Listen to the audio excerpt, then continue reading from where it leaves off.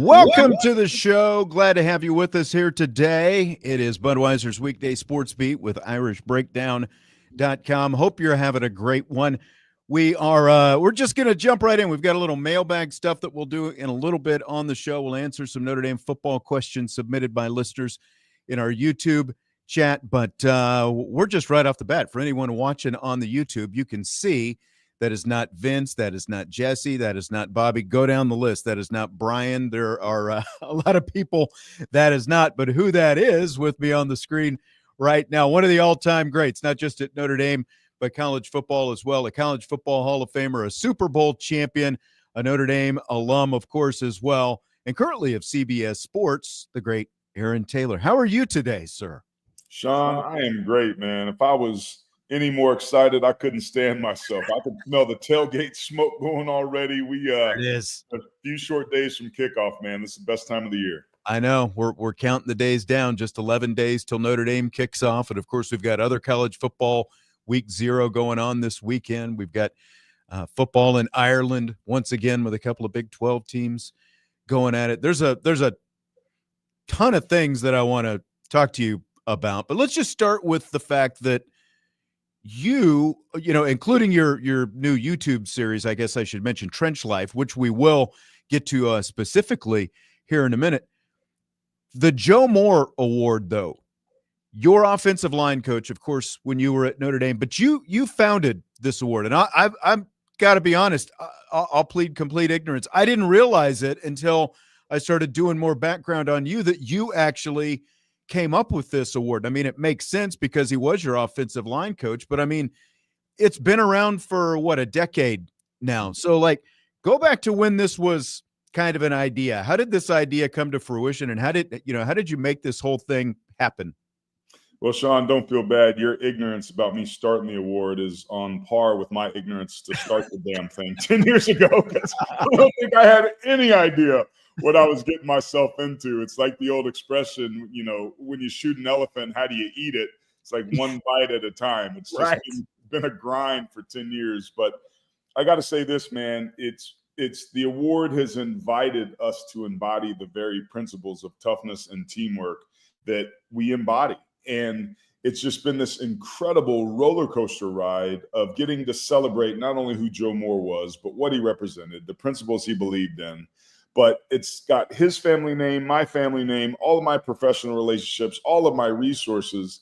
And it's been the best damn thing I've ever been involved with in my life. And I think case in point, my wife recently said to me, she's like, this thing's kind of grown a life of its own. She's like, You do realize that preserving Joe's legacy is going to become part of your own. And it's just been this really weird, beautiful, full circle moment for me to give back to a man and to a game that's meant so much.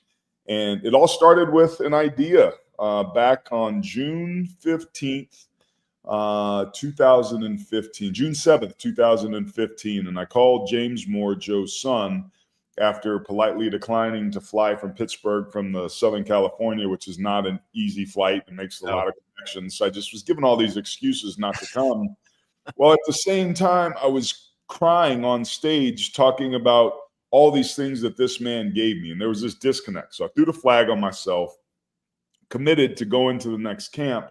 And in that conversation, Kirk Ferentz came up. Kirk Ferentz is the longest tenured coach in college football right now, played high school football underneath Joe in Western Pennsylvania, and tried to create an award in his honor. And that perked my ears up. And I had some energy around it. Well, I went to ESPN's site and I looked, and there were 26 football awards. Every single one was an individual award. Now, mind you, this conversation I'm having about the camp and about Joe Moore and about our position and my time at Notre Dame, it was always about us. It was always about the room and the guys, whether you were an All-American or a walk-on. It did not matter. What mattered is that you were a committed part of this unique unit that was dedicated to sacrificing everything for the greater good of the people around you. And boom, that's when the light bulb went off. I said, we have to figure out, if I'm going to do this, how to create an award that celebrates the entire position from tackle to tackle. And after that, we were off and running. One critical piece after another just seemed to effortlessly fall in line. And 10 years later, here we are. I imagine, like you were just telling me, how you've like just within the last few weeks, you've traveled around and been to a lot of different training camps, college training camps, and stuff like that. I imagine though, like doing something like this over the course of the season, identifying the best of the best in terms, because there are so many college offensive lines, obviously, identifying them and then judging them. Like, what is that process like, trying to go through that as the season, because you're also obviously working as an analyst, doing other things with CBS Sports, obviously. Yeah, it's laborious, very labor intensive, because there's no stat sheet, there's no box score, there's no game Right. breakdown profile or notebook we can check after the fact. So we have to watch the film. Well, there's 134 FBS teams, 136 this year, whatever the hell it is. It keeps growing seemingly, but it's why a big reason why we don't do a watch list and we don't put out any sort of recognition until after week 6 with our midseason honor roll, because we have no idea, let alone the coaches don't have an idea of who's any good until at least then. So it takes a while, and the only way to do it is to watch the film from start to finish. Oftentimes, it takes 5 or 6 weeks to develop. Oftentimes, a unit will play much better as the game develops and will finish the game strong and be the reason the team won, despite the reason that they lost or were struggling, which is often the case until you can make the adjustments. Yeah. Younger players settle down and those sort of things. So there's no shortcuts. There's no way to cheat it. So we've got a pretty extensive voting committee, 13 of us, all that, are O-line experts, played or coached the position. And we watch tape all season long. We've got a text thread. We said, hey, watch Ole Miss. They've got, pretty good left side. The right side's coming. If they can continue to develop, they've got a shot. Somebody else will go watch that Ole Miss tape. Hey, what game should I watch? Watch Mississippi State, watch the Bama game, whatever. And that goes on and on and on throughout the season. So we get week 6, that's a midseason honor roll. 3 or 4 weeks later, we do semifinalists. That's historically 8 to 14 teams. Then we get our finalists either before the conference championship games or that Tuesday right after. That's been anywhere from 2 to 5. The goal is always to get 3 finalists. Then at that point, we turn the voting over and open it up to an aggregate of every FBS O-line coach in the country has a vote, as well as a small select group of the legacy committee, what we call them, of players, coaches, and colleagues of Joe Moore. Somebody with a direct tie that's also an O-line expert gets to vote. So again, that's a very labor-intensive process, but the killer part, the part that's our payoff, my personal payoff, is that we're also a lot like the Buckus Award, and I want to give them credit. They do a surprise on-campus presentation. Yeah.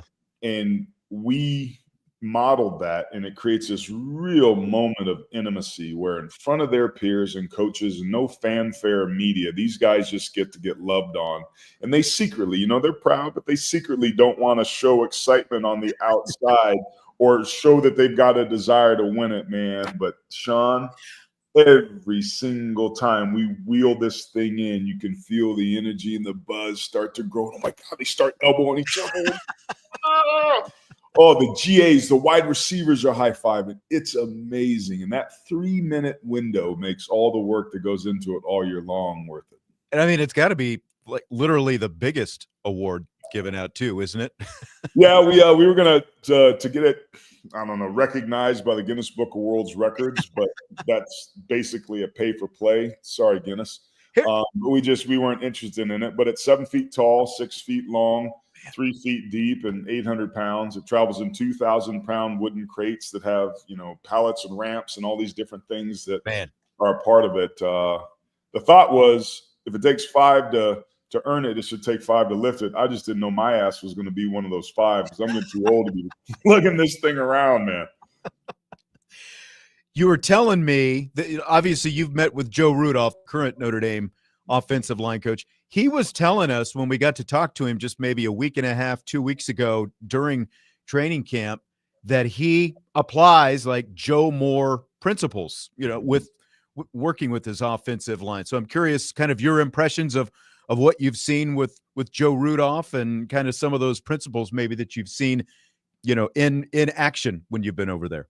is interesting. You go back to last season, the only thing you needed to know about the 2024 Notre Dame football team, the one that would eventually play in the national championship game and make a strong comeback in that second half against a roster, when you look at it, was incredibly more talented than the young, undeveloped, inexperienced one with a ton of injuries that was basically ragtag and thrown together, but operated with as much heart and intensity and grit and execution of any unit I've seen in the last 3 decades. The unit that embodied the character of that team more than any other was Joe Rudolph's offensive line room, and that started, and the first time the world got to see it was against Texas A&M on the road. Those dudes got bludgeoned. It was a 12-round fight, and they took as many shots as they gave. But to take a true freshman left tackle to go on the road with a bunch of inexperience and beyond hold your own was remarkable.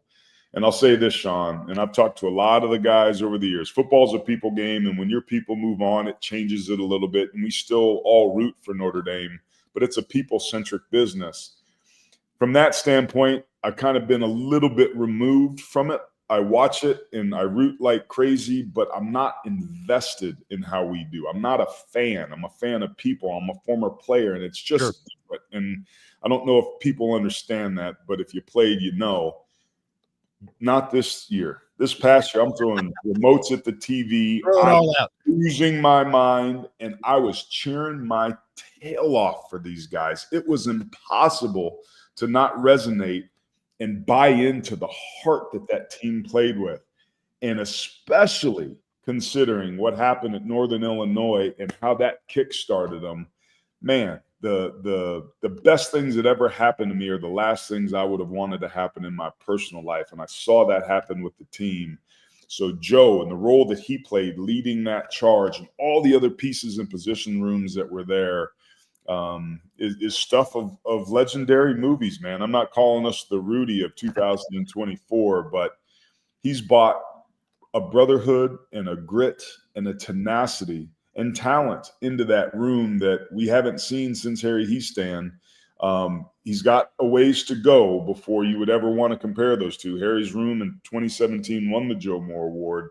That's the standard, and that's a hell of a high standard at that school. But I'll say this. I've got 2 sons. If either of them played offensive line, I'd send them to Notre Dame to play for Joe Rudolph. I feel that strongly about who he is as a talent developer and as a developer of character. And I think when people go to our YouTube channel at Joe Moore Award 2015 and subscribe, open a new window right now. Don't leave this page. Keep listening. There you go. That's what you do. But when you watch the show and the interview, it's like a damn recruiting infomercial, man. Like the dude, it's impossible not to root for him. And I've known him, but to get to know him at that level, there's some things that I learned that really helped me to understand why they were able to navigate what they did last year and lead that charge, man. It's beautiful. You can see some similarities when you watch him at practice, like Harry Hiestand and Joe Rudolph. And I mean, you could speak to the Joe Moore aspect of it. But Father David wants to know what it was like to deliver the Joe Moore Award trophy to Harry Hiestand in Notre Dame back in 2017 when they won the award. It was surreal. It was surreal just with the timing, Father. There was some divine intervention that took place. There's just no other way for me to look at this anymore, and I don't even question it. I just, okay, thank you. All right. I also think Joe Moore's up there smoking cigarettes, opening some invisible doors for us too. He's got some juice. But Harry was blown away. Harry was a disciple of Joe Moore. Yep. So you see the similarities. So a little bit of an unfair advantage in the sense that he is the standard, right? It is direct fruit from the actual tree, not somebody trying to replicate it.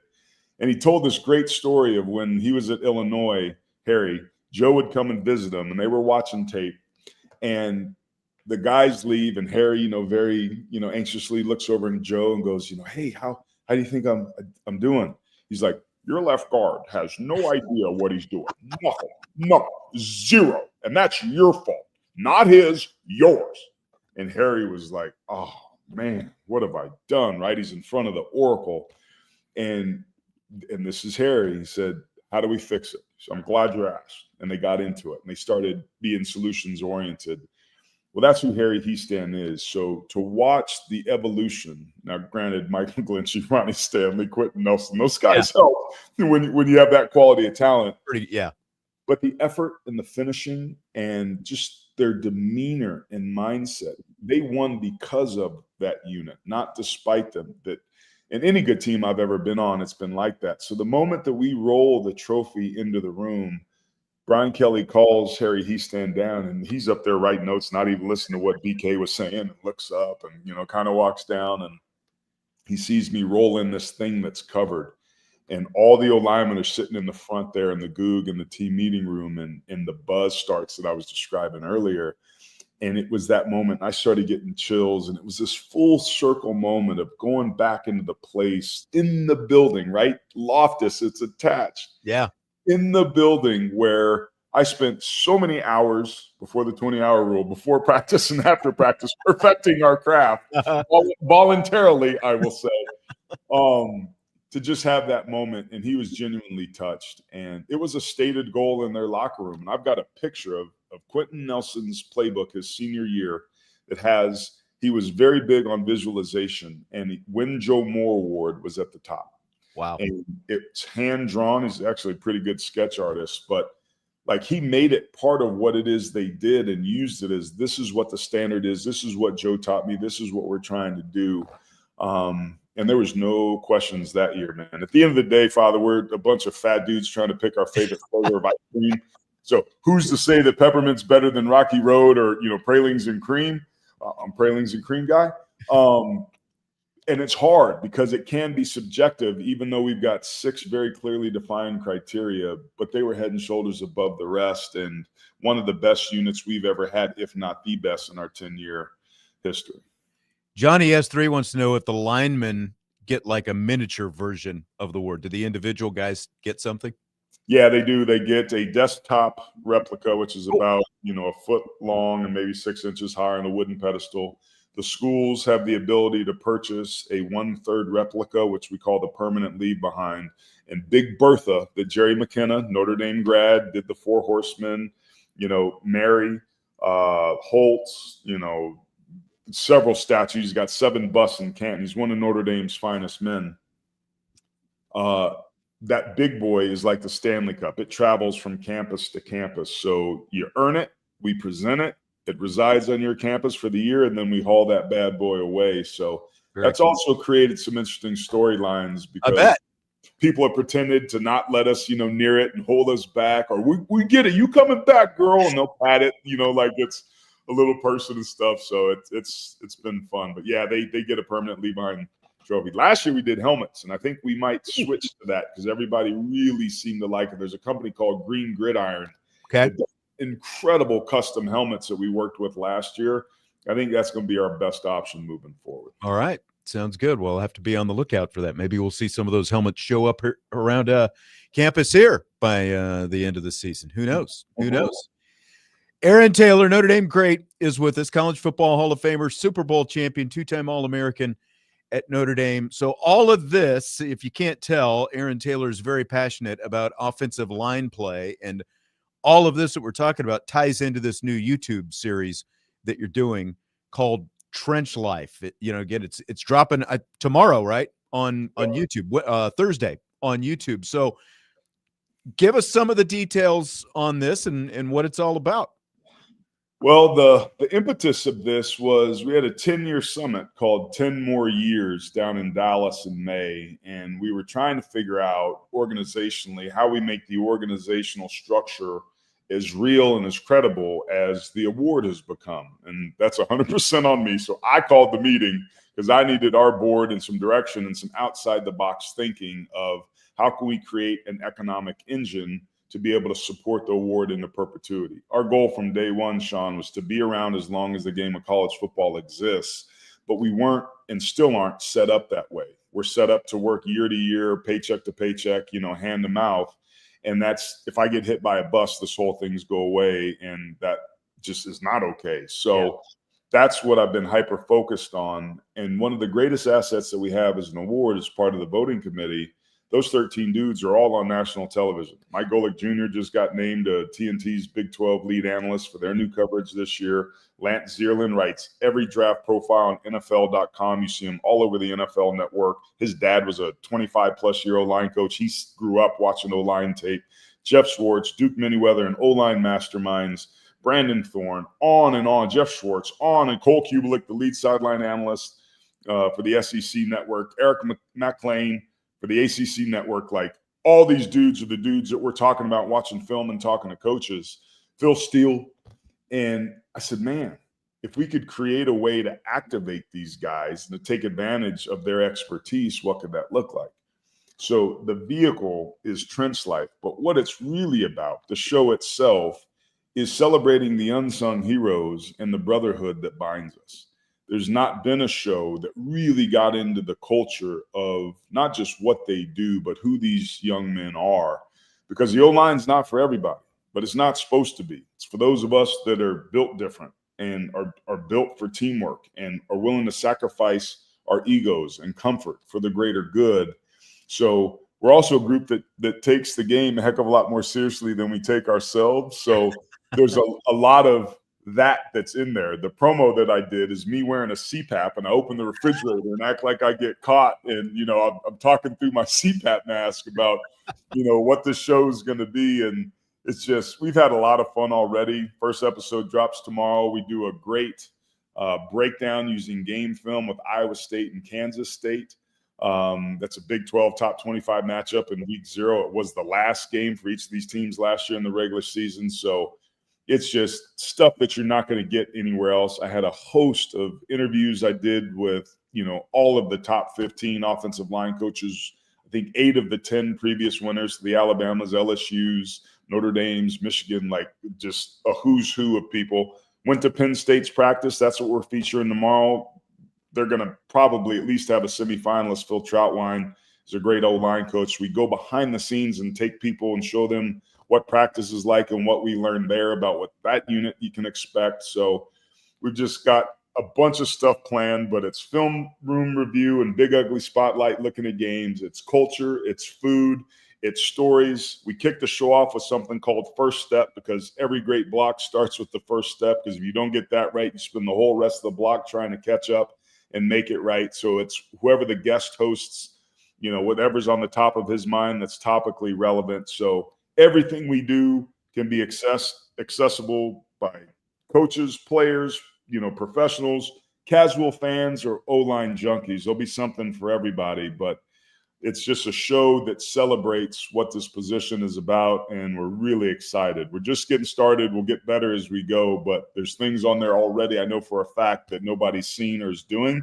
and it's information people just can't get anywhere else. So it's my hope and my goal for our award is to be the most impactful and most visible award in college football in the next decade.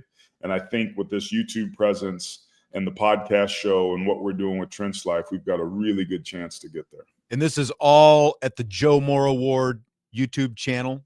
At Joe Moore Award 2015. That's our inaugural year. Go there right now. Again, don't shut out of this. Open a new window. Refresh it. At Joe Moore Award 2015. Go ahead and subscribe, please. We can't do this together. Every huddle's better when we're all in it together. So we're excited, man. It's going to be fun. All right. Awesome. So we've got a request for a Lou Holtz impersonation. He's saying maybe talk about fumbling compared to losing money on the way to the – I was thinking, we've got Notre Dame, Miami coming up. You were on the Notre Dame – you were a Notre Dame player, a freshman, I believe, the last year of the official rivalry, I think, the last before the series actually ended. I think they played 4 times since then. So if you're up for a Lou Holtz impersonation, maybe something Miami related, I don't know. It's up to you. Well, Sean, let me tell you what, okay? Aaron Taylor, he's the reason I never want to recruit California again. He gets to my drill and everything goes haywire. Son, let me tell you what. The Miami Hurricanes, I'm going to lose it now because I'll keep going. Some incredible stories about Coach Holtz in that Miami game. Everybody knows the Save Jimmy Johnson for me that happened. Right. That's one of the all-time lines of history. But me personally, I'd worked my way up to second string behind Tim Ryan, and he was playing against Russell, Maryland, and it was a particularly hot game. And somewhere in the middle of the second or third quarter, Timmy comes off the field and starts throwing up. And I'm like, oh my gosh, Timmy, are you okay, buddy? Like, are you okay? He's like, I don't know. I don't know. I don't know if I've had a moment more religious than that one. The amount of Our Fathers and candles that I lit mentally at the grotto in that moment, please asking the Lord and the football gods and everybody up to please put your healing hands on Tim Ryan and heal him so he could go back in the game so I didn't have to play against Russell, Maryland. Oh my gosh, man. So the Lord answered my prayers, thankfully. He goes back in, but it was these moments of these games. Before that, we had Michigan underneath the lights. And I remember being a true freshman, and I had earned the right to dress during the game. And we go down the steps. I tap the sign, we go down the steps. And I remember being on the field in pregame and looking at Michigan players walking by as a fanboy. I'm like, there's Michigan and those ugly helmets. Like, they're right there. Like, real football players, not our guys, like actual football players. And just how wide-eyed me and Bryant Young and Jerome Bettis and, all these other future Pro Football Hall of Famers, we were just kids. And that season just moved at a lightning pace. And I bet. It was amazing, man. So I think we're going to smoke Miami for what it's worth. Put me on record, take a picture. All right. Hot take. So much for keeping that neutral stance, right? Neutral. Come on, I'm an analyst. That's my opinion. All right. Aaron Taylor, Notre Dame great, college football Hall of Famer, Super Bowl champion from the Joe Moore Award. And again, tomorrow, Thursday, August 21st, the new series on YouTube drops, Trench Life. Get in there and check it out. Aaron, appreciate your time. A lot of awesome stuff. Thanks so much. Yeah, thank you, Sean. Go Irish. All right, take care. That is Aaron Taylor. We'll take a timeout. When we come back, we'll get to some of those mailbag questions, Notre Dame football and more. It's all coming up. Budweiser's Weekday Sports Beat with IrishBreakdown.com.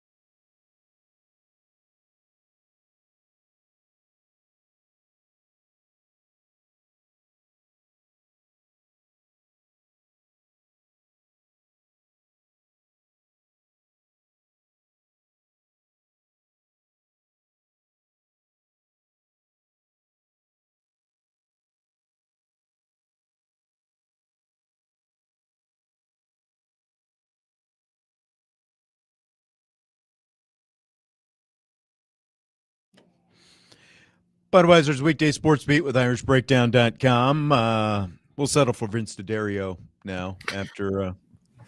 That's a tough act to follow. Good luck following that one up.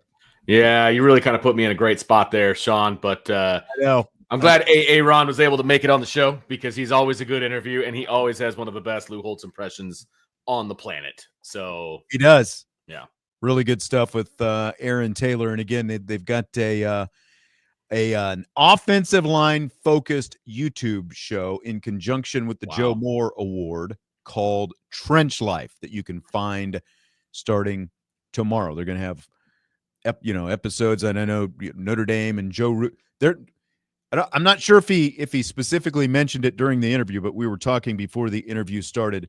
Next week, before the Notre Dame Miami game, I believe there's going to be a Notre Dame focused episode that they're going to be dropping with Joe Rudolph and his guys. I mean, of course there has to be a Notre Dame focused one. Aaron Taylor's in charge of it. I mean, Joe Moore Award. Look, Aaron Taylor is a good analyst. Obviously, he has made his living doing that. He is very, very good at it. He's very good at dissecting offensive lines, all of those different things. Goes without saying. He's still a Notre Dame man. Yeah. Through and through. Absolutely. So, I mean, he did say that Notre Dame was going to crush Miami. So that was fun. I thought so as well. I thought maybe he, like you said, he's an analyst, so he's allowed to have an opinion. So, I mean, it's clearly correct.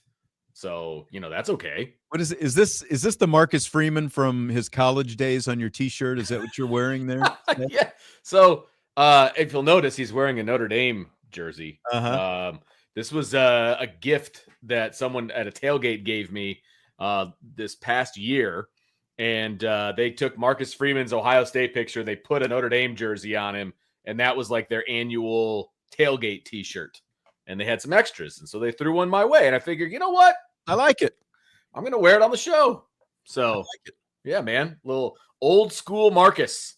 I'm wearing the #1 green jersey. I love it. He looks funny considering we know that he has, and as James Franklin made sure to mention last year, great hairline and all that. But it's funny that he shaved his head completely bald when he was in college. I mean, it was considering the hair that he still has now, nothing 20 years later. Yeah. So it's a weird shirt, but I figured it was appropriate for the show. Oh, I like it. Good call. All right, Wednesday is Mailbag Day, and we've got a few questions that have been dropped into the old mailbag today, both in the YouTube chat and on the Champions Lounge. And don't forget, of course, if you're listening on the radio or wherever on the the audio podcast, you can always watch this show live on the YouTube channel, one of the two YouTube channels that we're on, either Irish Breakdown or Sports Radio WSBT. And while you're at the WSBT channel, make sure to subscribe to it. Get the subscription numbers up there a little bit. You can go to the Joe Moore Award 2015 as well and subscribe to that YouTube channel and the WSBT radio channel. Don't cost nothing. It's absolutely free. Just do it. Salty wants to know who should start at right guard, the Notre Dame 2025 O-line, and who'll finish the season at that position. I think the more intriguing thing is who's going to finish at that position. Yes. It sounds like, they gave Gerby Lambert a shot.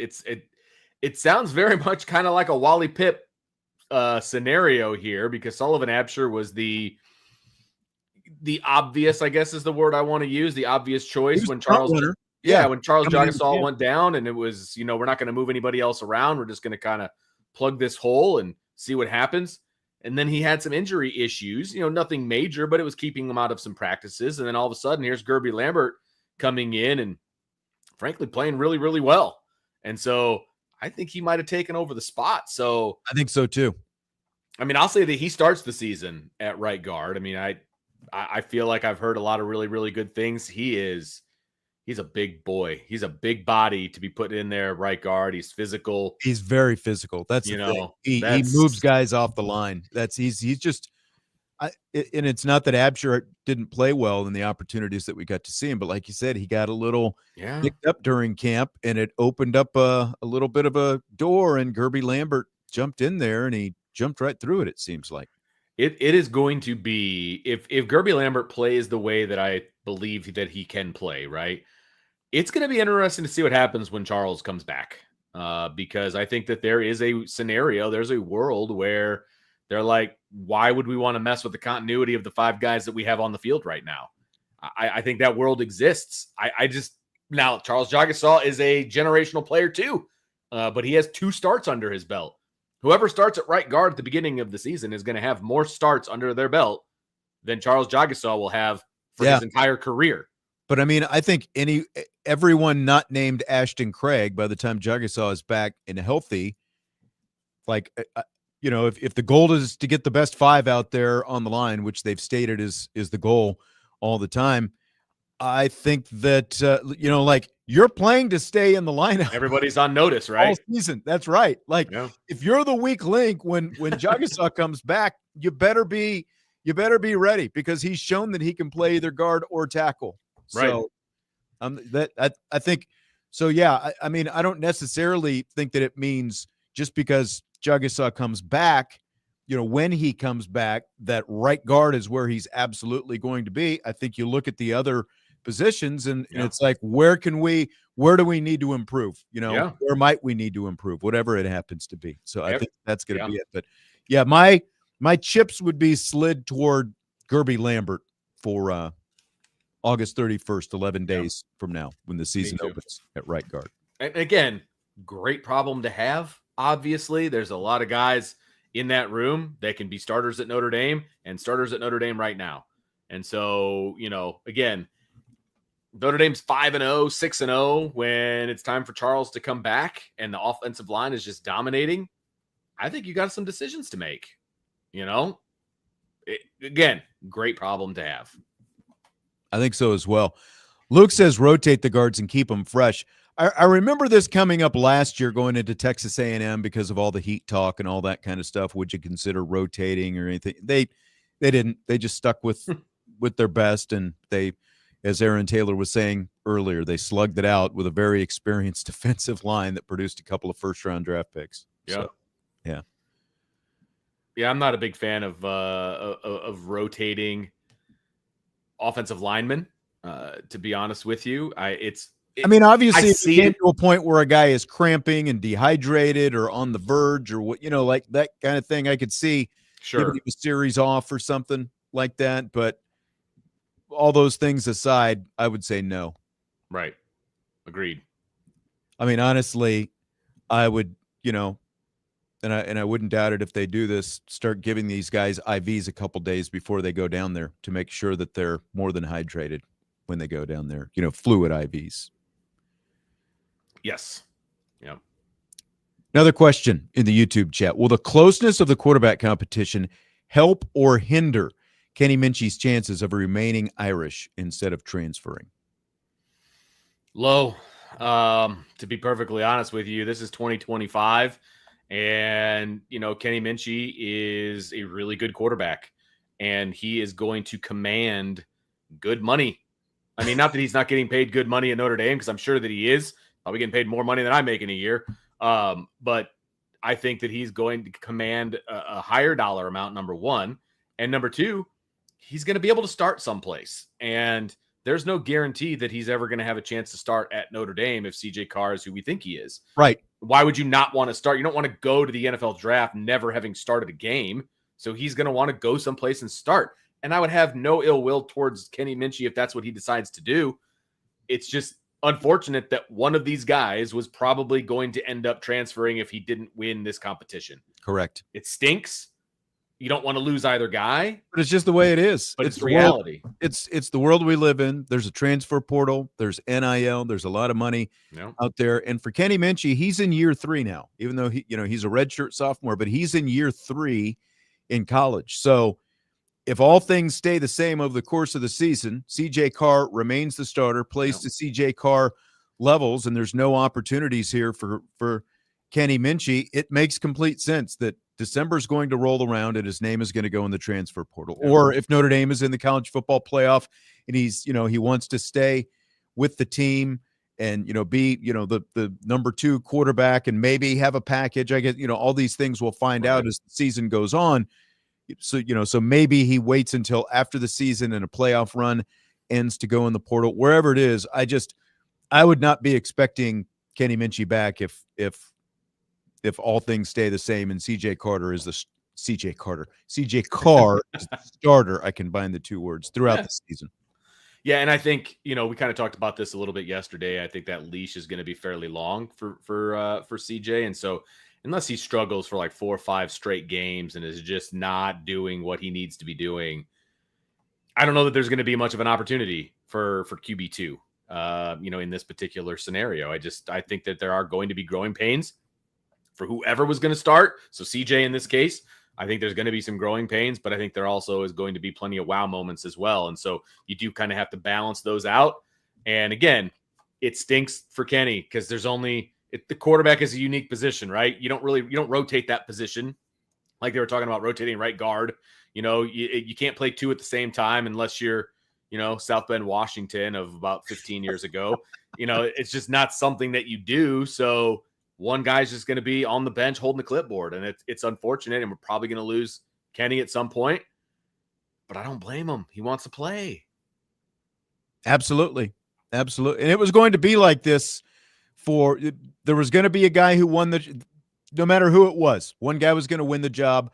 One guy was going to be number 2. And the odds were, as we said, because of the multiple years of eligibility remaining and, like where they are with their like Kenny mentioned, like everyone wants to have an opportunity to play and to ultimately get those bigger paychecks in the NFL. And you can't do that if you're sitting on the bench as a number 2 quarterback. It's like, what does Kenny Minchey want the promise of going into next season to compete for a job after the guy who just won the job is potentially the starter all season long? It's just not realistic to think that that's going to happen.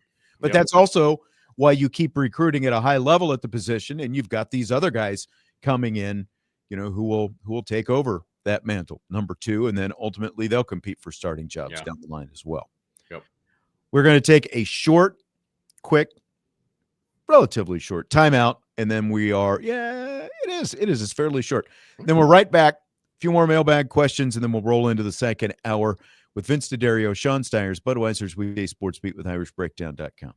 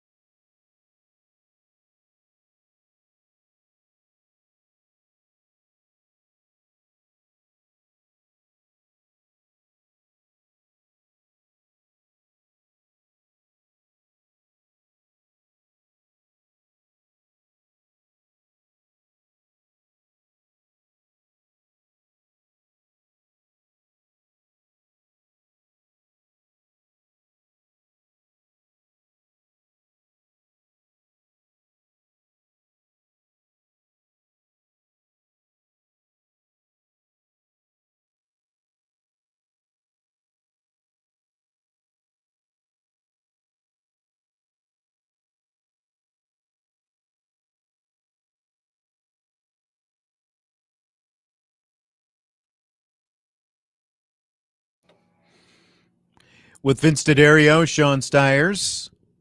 As we continue in the first hour of the show, some mailbag questions stacking up both in the live YouTube chat as well as on the Champions Lounge at irishbreakdown.com. And if you're not a Champions Lounge subscriber, get there and subscribe now for all the latest, juiciest intel that you can find. By the way, Vince, happy National Radio Day. Did you know it was National Radio Day today? I did not, and now that's back on your radar. You're going to be paying attention to this kind of stuff. I know, right?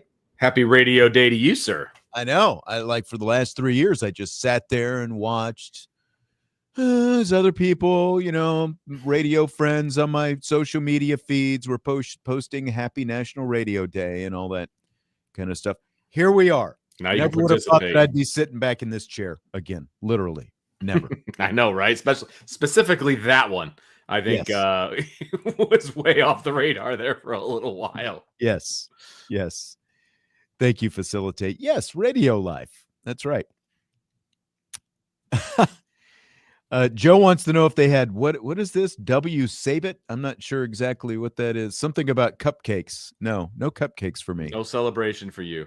You got to remember too. It's like whenever I don't know if it's the same way, but like when you and I would come into the studio to do this particular show way back in the day, we were the only ones in this. Like we were the only ones in the building. People were gone. So they're not celebrating anything. I come in, there's a couple people down the hall sitting at a desk. I don't know what they do down there, but they're hanging out down there. And then I come in, and for the most part, it is me until Tyler, the next guy, comes in to run the board for South End Cubs games after we're done.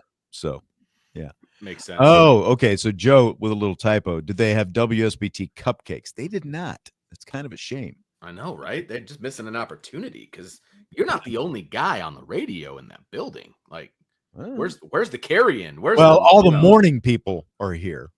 That's true. Like they're here in the morning for the morning shows, yes. Stuff like that. But I think that for the most part, it is fairly vacant most of the day in terms of the studios and stuff like that. And I mean, let's face it, there was dust blowing in this studio for a little bit, at least a little bit more than a year before. A good point. Before I came in here and dusted things off once again. Good point. I mean, really, the only thing that was in there were guys running the board for games, I suppose. Yeah. That's exactly it. I'll tell you what, when I used to come in to run the board, but way back in the day, like I would bring my kids with me and they would just have like a run of the place. It was like a playground, and that was in the old building. But they were like going up and down the elevators. The old expensive building. Yes, that one. And they were stealing candy from, the other station next door. They had a lot of fun back then. It was like a playground. So yeah, there was nobody around. It's like, that's true. Yeah. There's basically a track around the studios here. They could run laps if they wanted. There's a lot of different things that they could do. Point. So yeah. All right, let's slip a question or two in here. All right. Trying to decide what I want to say. I think we're gonna extend the mailbag and go into the 6:00 hour today. And there's a few questions from the Champions Lounge, and I got to get my share screen up here and do this thing. So, where are we? What just happened? I see it down there for me. Okay, there it is. Confidence level from ND Forever 72. The defense is as good as it appears. What's your confidence level? Scale of 1 to 10. Well, it's like a 7.5, 8. It is a bit of a show me situation because there's some new guys and some new spots and some things like that. But I do feel like there is enough known to believe that this defense is going to be really good. We know the defensive secondary. We know 3 of the guys that are going to be starting. We know 3 of those guys are really good. And I feel like the 4th guy is going to be just fine. You know what I mean? So like the secondary is like a check mark for me. You add in there Devontae Smith, and I think that's also a check mark there at the nickel position. Yep. Linebacker. I think we're all confident in linebacker. And that nickel, by the way, is going to be on the field quite a bit. Like 100%. we're going to see less Rover, I think, this year than we've seen since Marcus. Basically the Rover goes back to the Brian Kelly days. We're going to see a lot less Rover this year. More just traditional 2 linebacker type stuff. Yeah, because whenever we talk about linebackers, it's usually the duo, not a trio. If you will. So, and then the defensive line, I mean, some of the guys obviously are coming back from injury and some different things, but like they're just so fast and athletic that you feel good about where this defense is. I'm not going to go out and say, oh, they're going to be better than they were last year, or, anything like that. But they're going to be really, really good with the possibility of being better. I agree. My confidence level in this defense is an 8. And I would say it definitely starts with the secondary, and then you work up with the linebackers. I think both of those levels are going to be great. There are questions with the defensive line. It's mostly because of some inexperience, though. And Beefeater is asking, what are the projected defensive lines? Like, it's a little bit of a toss-up for me in terms of who's going to start on the ends, I think. And Marcus Freeman was asked a question about the defensive end, somewhat confusing question about the defensive ends at his press conference the other day. But he didn't necessarily, he basically said, look, we've got a lot of depth there. And like he mentioned, Logan Thomas as an example of someone who can come in and rush the passer. I'm pretty confident we're going to see Onye and Dawson starting things out on the interior. But I think you've got at least 4 guys, Traore, Bryce Young, Josh Burnham, Logan Thomas, maybe Tui Alamaka. That's 5 guys, in terms of the ends who can all go out there and chomp some burgers for you. So we're going to see all of them because they're going to rotate. I wouldn't get caught up necessarily in who's starting.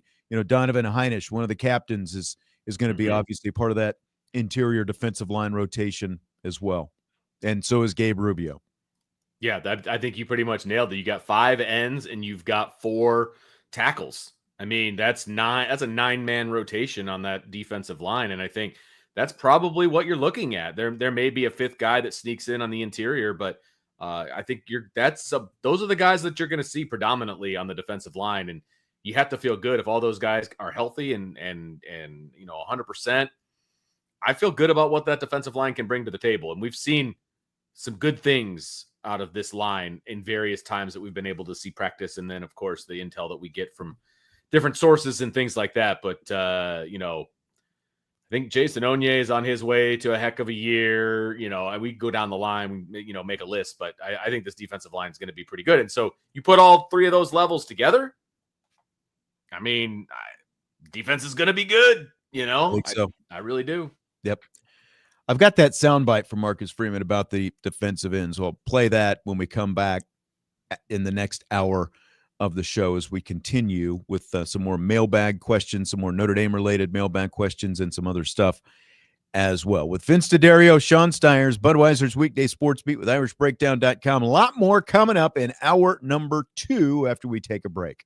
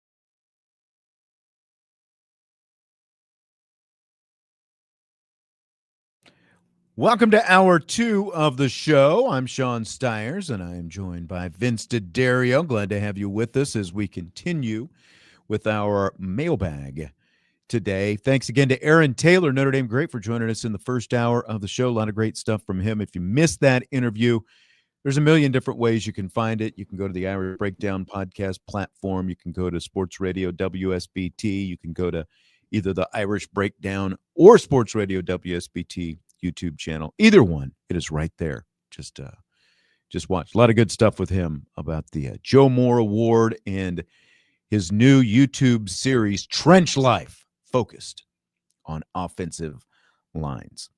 So I found the Marcus Freeman clip from the press conference the other day. He was asked about defensive ends. We were talking about defensive ends just a minute ago. Here it is. Yeah, they're deep. We have a lot of guys out there that we're confident in, that have either played or, like Logan Thomas hasn't played. We got a lot of confidence that he can go in and rush the passer, but you got to play the run too, right? We're not just saying, hey, go in and rush the passer. The offenses run the ball, and so Botelho's progressing back. He's been out in practice a little bit more, and we'll see when he's cleared. But he's itching to get back here as soon as he can. Pretty interesting about Jordan Botelho. I mean, we've seen him practice every time we've been out there during, when we were out there during training camp. He was out there practicing, and he looked pretty good. And it sure does seem, Vince, like he is going to be back out on the field much sooner than we originally thought. Oh, I think you're going to see him August 31st. I mean, I have no ties to the training staff or anything like that. They're not telling me this, but just based on what I saw him doing against a sled on that very first day that we were there, it leads me to believe he could have been arrested for abuse of a sled. Well, I mean, and it just the fire that he had and the force that he was using, and that was already 3 weeks ago, almost 3 full weeks ago, and you still have another 2 weeks. So I just feel like I would be shocked if I didn't see 12 on the field. I think he's going to, and it may not be as much as he will eventually get to, but I do think he's going to be on the field, and I think he's going to make an impact in this game. By the way, Tommy in the YouTube chat, he says, I'll tell you what, one benefit of the commercial breaks is the much quicker ability to catch up to live when you're behind. See, it's basically like a DVR in your YouTube channel. You can join in late. You just skip right past everything, and there you are. You're caught up to us now. Tommy has always been such a glasses half full kind of guy. So yeah. I appreciate that perspective from Tommy. Yes. Scott L. Esquire, defensive line talk. He says his confidence in the defense is shaky until he sees it consistently enough from Chris Ash against good opponents. And I do think that's a fair point. And that's probably we were a little bit short on time when we were talking about it. And that's where I gave it confidence in the defense. I gave it an 8, and the 2 that I'm leaving is we do have to see Chris Ash in a real setting, against a real team to see what it looks like, how he's calling things. I think that I agree with you. That's why I think I was a 7.5 to 8. I was in that neighborhood, and there, you can close the gap with really good play calling. The thing for me is I've seen some really crappy coaches look really good because they have really good guys on the field. That's true. And I'm not saying Chris Ash is a crappy coach. What I'm saying is the margin for error is a little bit different when you have all this talent. You have good players. Yeah. Exactly. Don't have to be perfect. Yeah. So I still think the defense is going to be really good. Now, if Chris Ash is an elite coach, then that defense just gets better, right? And so regardless of all the play calling, all that, I think the defense is going to be good. Chris Ash can take them over the top. I think that's the difference for me. It's not going to be the defense is awful because Chris Ash is now in charge of it. You know what I mean? Because there's just no way that this conglomeration of players and the depth of these players, they're going to be bad no matter what scheme they're, using. So, yeah. And then on top of that, we have seen the defense show out all during fall camp against what we think is going to be a pretty decent offense. And so Chris Ash is calling those plays, right? And so I feel like the defense is going to be just fine. Go back to the Champions Lounge comments. Joe Allen says the College Football Playoff Committee made a statement stating they're favoring strength of schedule. Do you think this was a jab at the Big Ten? How do you think it will affect Notre Dame? So They're going to use advanced metrics this season to help evaluate schedule strength and how teams perform against their schedule. More weight will be applied to games against strong opponents. The new metric of record strength will help the committee determine how teams perform against their schedule, rewarding those that beat high-quality opponents while minimizing the penalty of losing to one. These changes will also provide minimal reward for beating a lower-quality opponent while imposing a greater penalty for losing. So, like, that would have impacted Notre Dame potentially last year for losing to a team like Northern Illinois, for example. It's interesting, Vince, the way Joe phrases this question. Do you think it's a jab at the Big Ten? And I hadn't thought about it in that aspect, because I thought it was, and maybe it is a little bit of both. You know, two things can be true at the same time. I felt like maybe after all the complaining the SEC did last year about Alabama not getting in and Ole Miss was on the bubble, you know, like the teams getting left out, it felt like, you know, more sliding scale, you know, to try to, at the very least, give the SEC some favor. But again, at the same time, two things can be true. Yeah. That would also work against many Big Ten teams. Indiana, Penn State. And they're going to be banking on their, you know, the strength of their conference schedule, and where that's not even all that complicated to begin with as far as strength of schedule. So it's interesting. When I first read this, when Jesse sent it over into our group chat, my first thought was, oh, great, they're going to prop up SEC teams that probably don't belong in the college football playoff because they have 3 or 4 losses, and now all of a sudden they're going to leapfrog teams that have 1 loss. I have a problem with that if that's what's about to happen.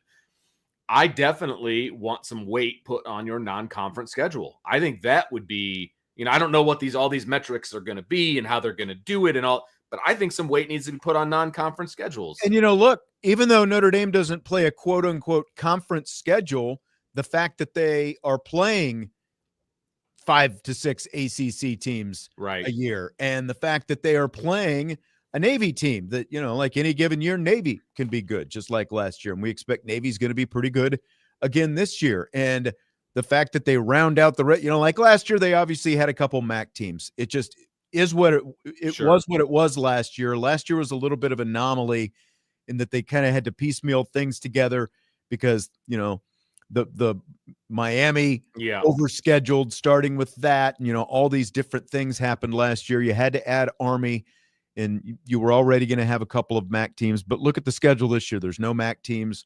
There's a bunch of ACC. It's one group of 5 team, and it's Navy that you're going to play. Oh, and I'm sorry, there's 2. Boise State, but then Navy, and you're always going to play Navy. And Boise State is a lot of people's picks to be the group of 5 representative in the college football playoff. Right. You know, so those are not the 2 group of 5 teams that Notre Dame has on their schedule are no slouches, because there's also people out there that have Navy as the group of 5 participant. So, you know, those are no slouch teams. And then the rest of them are all Power 4 teams. Yep. And as Craig points out, the long-term deal with Clemson that's coming up is going to help strengthen the schedule as well. And that's, you know, that's my point. Notre Dame is predominantly, like, I think that you can probably guarantee that 80% of the schedule is going to be against Power 4 teams year in and year out. If not even, you know, like this year, it's all but one. Navy is the only, Navy and Boise State, but you know, as you just said, Boise State was in the playoff last year. But the point is, Notre Dame is not going to have Indiana State and Kennesaw State and Florida International and Villanova and those type schools on their schedule. So I don't think that Notre Dame is going to be harmed by this. You know, again, it felt like to me more an overcorrection to try to help out the SEC than it did necessarily a shot at the Big Ten. But again, two things true at the same time, I think. I would be okay with it affecting the Big Ten and maybe forcing them to have some tougher non-conference opponents. I really hope that those teams aren't getting propped up for playing the types of teams that, and some of the SEC teams are guilty of this too, but more so these Big Ten teams. I hope it hurts them for what they're doing. Yeah. And I agree with what Scott's saying. I've always felt like this when it comes to playoff selection and, you know, like this kind of stuff. The playoff should have made a statement by saying that a win against an FCS team does not count as a win for playoff consideration. Yes. I agree with that. It should have to be against an FBS, not FCS team to count. I agree. Incentivize actually playing at the very least an FBS team, a MAC team, or a Sun, but whatever it happens to be. All right, let me see if I can get back here. I'm going to scroll up. Speaking of Scott Esquire, he's got a series of questions in the Champions Lounge. Will the hostile environment in Miami have any significant negative impact on Notre Dame? He says, I trusted Marcus Freeman to have the team ready, and a bunch of the team played in the playoff and national championship. On the other hand, that's not the same as a true road game, and it's a pretty tough task for CJ Carr. What say you, Vince? Will the hostile environment in Miami have a significant impact? No. Will it have an impact? Sure. I mean, they played at Texas A&M, and I would argue that Texas A&M is a harder place to play than Miami, to be perfectly honest with you, just with the way that the stadium is constructed and the way the noise, kind of funnels down on top of you and things of that nature. So I would say that the majority of this team has participated in a game situation that was more hostile than what they're going to face in game one this year. Now, CJ Carr was not the quarterback at that point, right? And so that's the biggest question. But they took him on that trip last year, so he could at least that is true. Have the experience where he could be exposed to what that was like. 100%. And I believe CJ Carr is kind of ahead of his time years-wise from a maturity standpoint and getting rattled standpoint. Like, there's certain kids that are just made to be a quarterback. I just feel like he's made to be a quarterback, and this stuff isn't going to get to him. Hopefully I'm right in that assessment. We'll all find out together in a couple of weeks, but it'll have an impact because it always does, with a communication or, something's going to happen. There's going to be a guy that jumps off sides or false starts or whatever. Yeah, 100%. Again, how do you push back on that, Sean? You go down and score the first time. That's exactly it. Like when we do keys to the game, I think one of Brian Driscoll's keys every week is start fast. Right? Yeah. Yes. Every week. That's always one of the keys. And going into an environment like Texas A&M, the best thing you can do early on defensively is force a 3 and out, or a short series or a turnover or whatever it happens to be.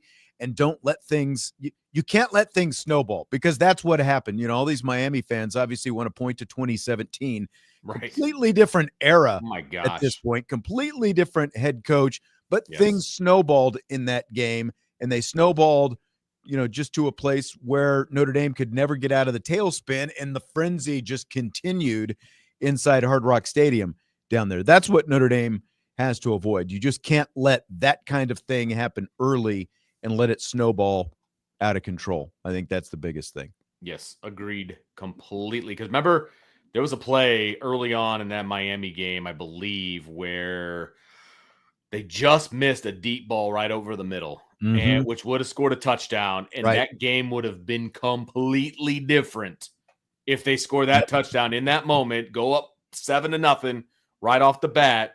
That game is completely different. But you got to hit those throws. Exactly.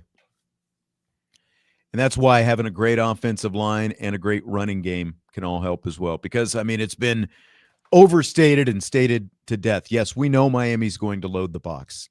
But it's not just up to CJ Carr to beat those numbers. It's also up to, Notre Dame's not just going to forego running the football just because Miami loads the box. There are going to be times when Notre Dame goes up to the line of scrimmage and goes, okay, can you beat us? And with that offensive line and with Jeremiah Love and Jadarian Price, and it's going to come down to that as well. Yep, agreed. There's a lot of different things that they can lean on, but at the end of the day, they are going to have good quarterback play. I don't know, and I could be very wrong here because they didn't get amazing quarterback play from Riley Leonard when they went down to Texas A&M, still won the game. Difference being a veteran quarterback with a skill set. So agreed. You're going to need good quarterback play. Not great, but you're going to need good. I'll take great, though. I think we'll all take great. But you're going to need good quarterback play. Don't turn the ball over. Don't be crazy with it. That kind of a thing. But there will be opportunities against this secondary where Notre Dame's offense can eat. Got an interview, by the way, with a Miami guy, David Lake. I talked to him earlier this summer, and since next week's media schedule is a little bit shifted, no Marcus Freeman press conference Monday. That'll be Tuesday. David Lake is going to join me on Monday for a Miami preview. We'll see how camp has gone for those guys and see what's going on down in Hurricane Land. There's some interesting sound bites coming out of Miami media leading up to this game. It's a lot of confidence down there, South Florida. Interesting. All right. I'll have to see. Maybe you can send me some, or I'll have to see if I can find some. I haven't seen any of those or heard any of them yet. We'll take our last time out. We'll come back with some more Notre Dame football questions on this Mailbag Wednesday edition of the show.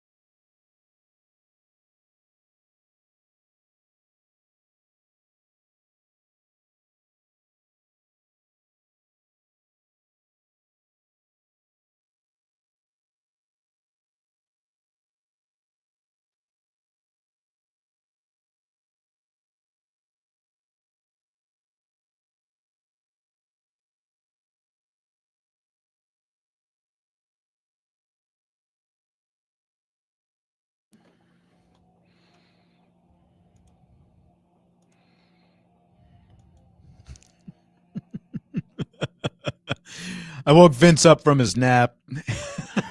I'm really into this series, and so I'm watching it during the breaks.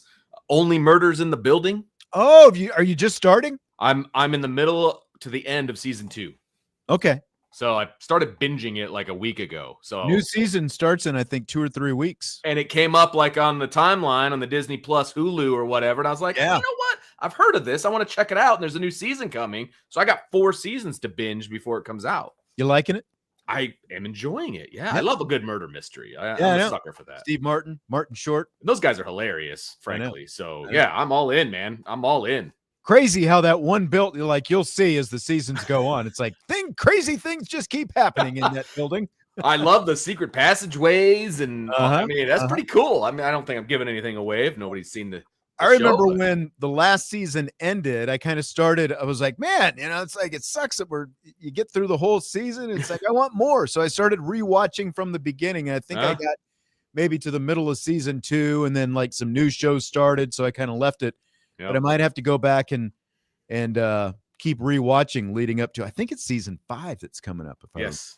There's 4 seasons available right now. So yeah, and they're very they're bingeable because there's only about 10 episodes per season. So it's not like the normal shows are like 22 episodes. Takes a little while to get through, But my wife was a big Sex and the City watcher back when it was, and it's hard to believe it's been.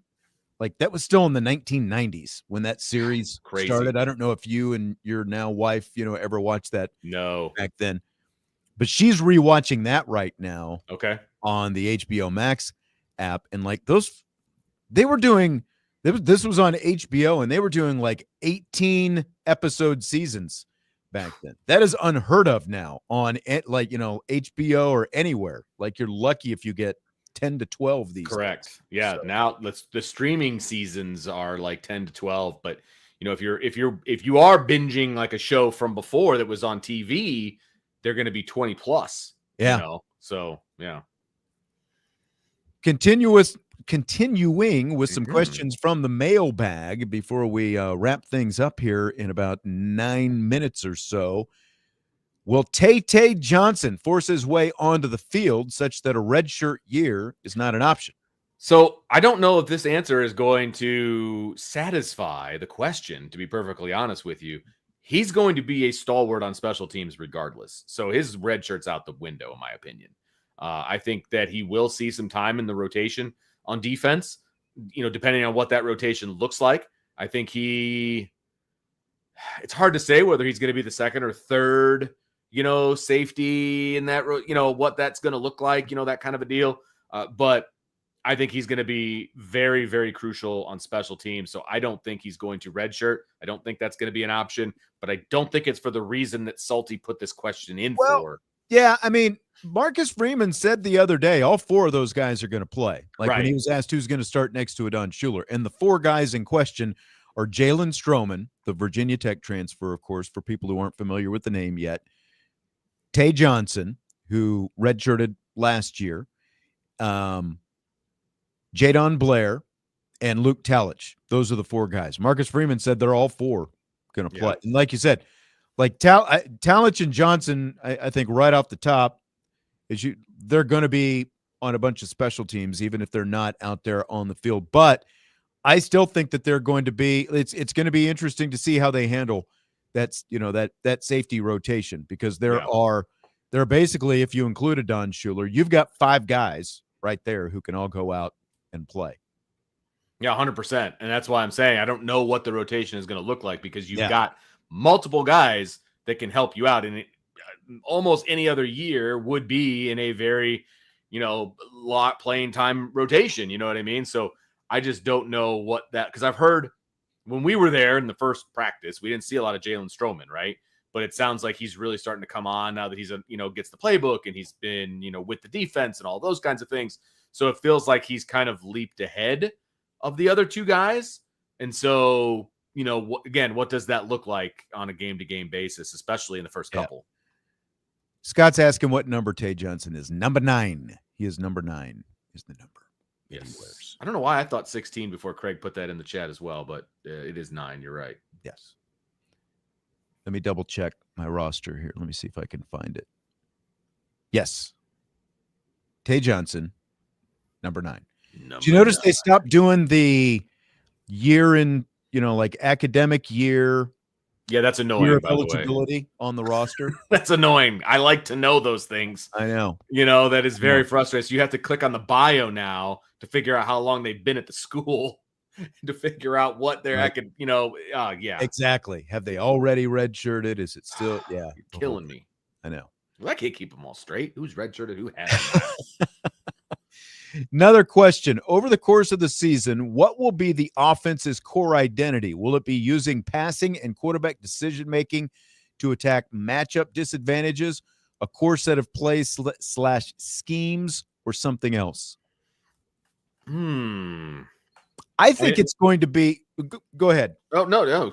You hit it, man. I think it's going to be, especially early on, and I'm not saying it's all just going to be ground and pound, but I think it's going to be very running back focused early in the season to take as much pressure off a first-time starting quarterback as possible, play to your strength as much as possible with that offensive line, with a room full of dynamic running backs led by Jeremiah Love. And as we've seen in some of these highlight reels coming out of practices and scrimmages that we don't get to see in person, Jeremiah Love is catching the football. So it's not just, again, running back focused is my point. That doesn't mean it's always ground and pound. That means getting dynamic playmakers like Love and Price the ball, and Aeneas Williams for that matter as well, the ball in as many different ways as possible.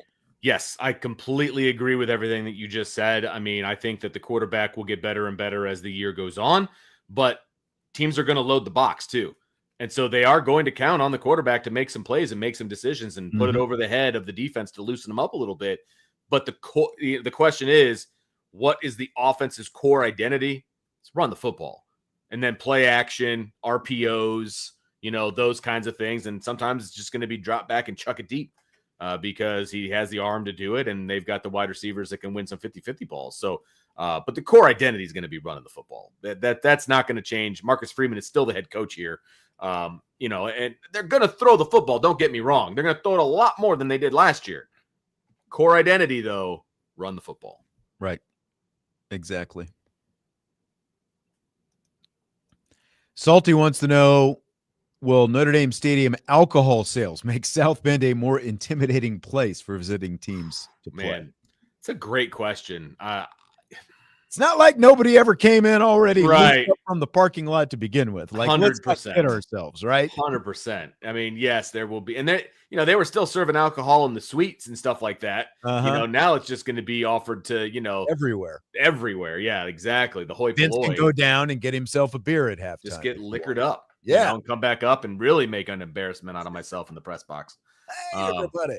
Yeah, there's a reason Brian's not letting me in this year, But, maybe to a degree, but I don't think it's going to be the difference. I don't think anybody's going to notice the difference. I think maybe if you're in the stands, you're going to maybe have some more obnoxious people that you weren't dealing with before. And maybe now it's more obnoxious, True. because usually when people come into the stadium, they're a little verschnickered, but then they start to come off of it a little bit. I've definitely seen my share of people just like fall asleep at the game because, they're coming off of it, right? Well, they can keep it going a little bit longer, keep that buzz alive if they've got a ton of money in their pocket.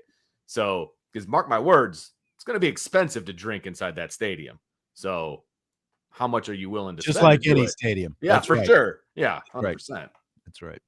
Craig wants to know if the Miami guy that's going to be coming on next week is delusional like some fans. Can't answer that question, but I will say when I had him on in the summer, I can't remember if all of it was, I think some of this was like when we were talking, when we weren't recording the interview, he watched Notre Dame's spring game and he was very impressed with the talent on the roster that Notre Dame had. He was very complimentary of Notre Dame when we were talking.